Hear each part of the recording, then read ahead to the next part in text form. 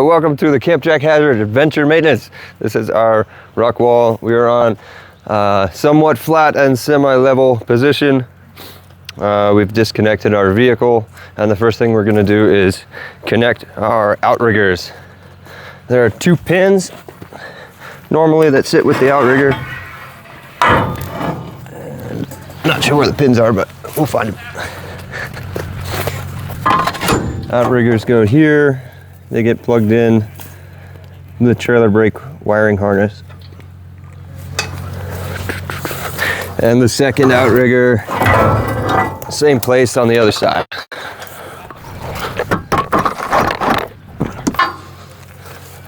Installing the outriggers slide into place. There's a hole here that accepts our pin. Insert the pin and the cotter pin. And our outrigger is in place. Okay. All right, so our outriggers are installed. The next thing we're gonna do is hook up the electrical for the outriggers. We have our electrical box right here. We have a fuse panel. Most of these have to do with the bell and speaker system that we're not currently using. 230 amp fuses. This one goes to the driver side outrigger.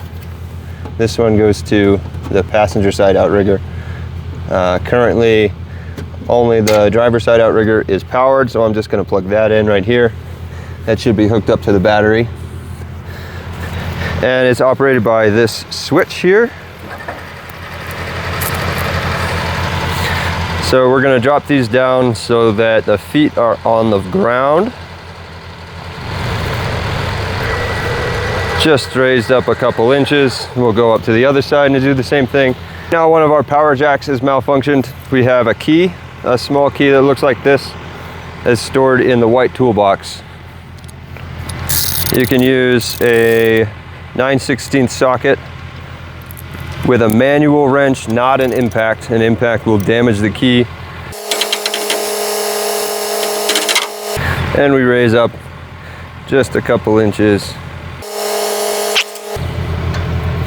Okay, and then we set our rear jacks.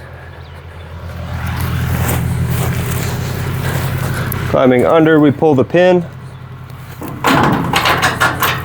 rotate the jack so that it's on the ground.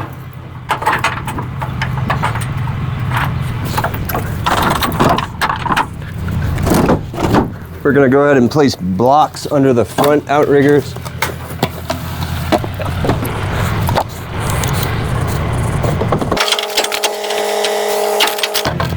Making sure that everything's straight.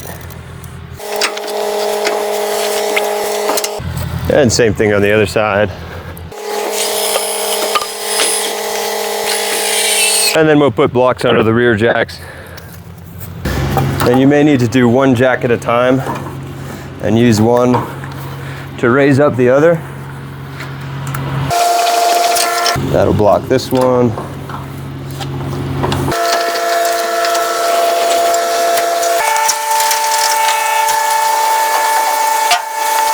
And then we're going to use a combination of the rear jacks, cranking these up first, and the front power jacks to make the trailer level with the tires off the ground.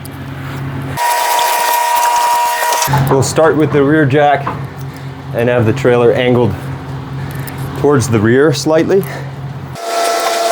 And then we'll go back to the power jacks and lift the tires the rest of the way off the ground. And we'll alternate sides, extending the power jacks very far so that when this wall swings down, the corner clears the ground and doesn't drag the trailer. We're keeping an eye on the level of the trailer. And I know that I want to bring this side up a little bit more. Keeping an eye on the blocks to make sure the feet don't slide off. The trailer's level, the wheels are off the ground. We're ready to raise the hydraulics.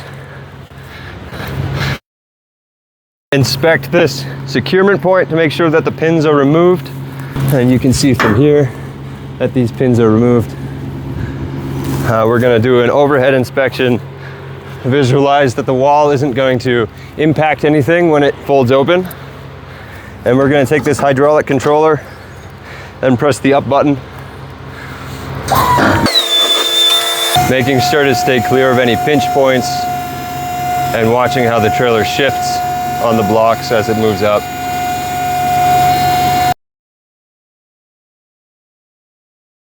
I'm watching that the corner of the wall doesn't hit the ground and drag the trailer. And I see that I'm going to need to raise up that passenger side back corner a little bit. Just a few inches. Visualizing that we're going to clear the ground. And then continue to lift the wall. The pads contact the trailer, we stop. We're going to take a look at the level. It appears to be good. We're going to look at the black frame on the bottom of the wall, and we see that there's an air gap over there. We might want to put a block.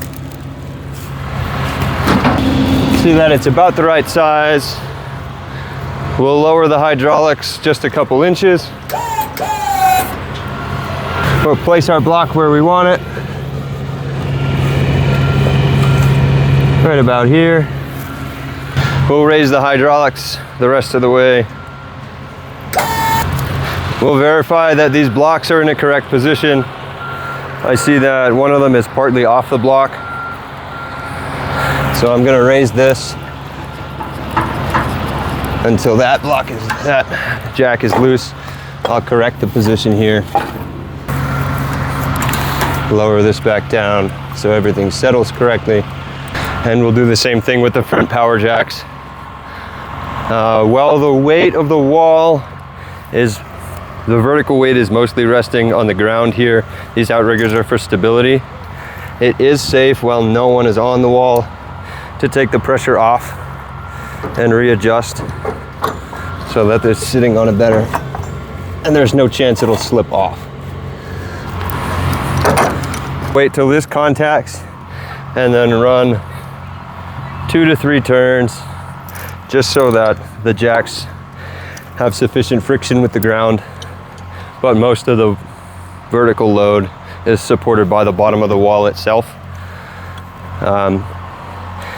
The forces that hold the wall vertical have to do with the weight of the trailer and the hinge point.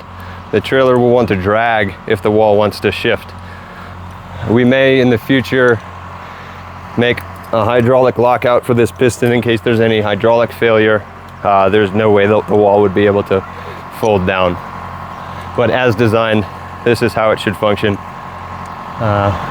We'll verify that the auto belays are installed correctly when we get them back in the future. And for now, the wall is ready to go. Regular inspections should include all 4 jacks. Make sure that the blocks are in the correct place. Everything is on the ground holding the load that it should. We're going to verify that our lines appear intact. We're going to verify that there's no obvious large hydraulic leak anywhere. And let's see. Routine maintenance includes greasing of the hinges, maintaining the oil level in the hydraulic cylinder. And for now, with the electrical system, when we're not using the power jack, we're going to remove the fuses so we avoid any parasitic drain on the battery. When not in use, this battery charger can be plugged in to an extension cord to keep the battery topped up. When the wall is up, this battery should remain covered so that rainwater doesn't pool in the battery housing. Yeah, that's the opening procedure.